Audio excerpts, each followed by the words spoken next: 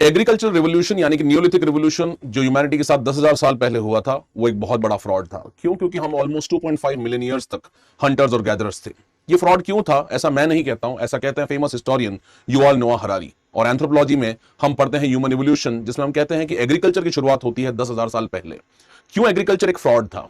तो देखिए, पहला कारण इसका यह है कि एग्रीकल्चर जब से आया है, ह्यूमन बींग्स ने एक सेडेंटरी लाइफस्टाइल शुरू की, यानी कि वो एक जगह रूरल कम्युनिटीज में रहना उन्होंने शुरू किया। जब उन्होंने रूरल कम्युनिटीज में रहना शुरू किया, इसकी वजह से उन्हें कई सारे इन्फेक्शियस डिजीज को फेस करना पड़ा। दूसरा, हमारी जो डाइट थी, जो कि न्यूट्रिशन रिच थी, जब हम हंटर्स गैदरर्स थे, क्योंकि हम लोग जो कुछ भी चीज जंगल में मिल रही थी उसे हम तोड़ के खाते थे या हम एनिमल्स को हंट करके खाते थे, उससे हमारी डाइट के अंदर एक डाइवर्सिटी थी।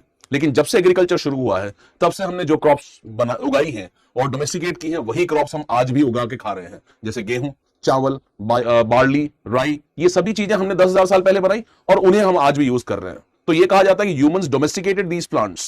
Yuval Noah Harari says that humans did not domesticate these plants, rather these plants like wheat, rice, etc.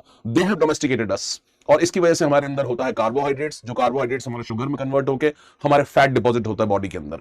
इसी की वजह से हमारे दांतों के अंदर आती है कैविटी, और इसी वजह से ह्यूमन बॉडी और स्टेचर, हमारी हाइट्स जनरली कम हो गई as compared to our hunter gatherer ancestors. Anthropology talks about how culture influences biology and how biology has influenced culture. My name is Mangal Singh. I teach anthropology. I'm launching my batch on 9th of February. Join using the code MSC Live.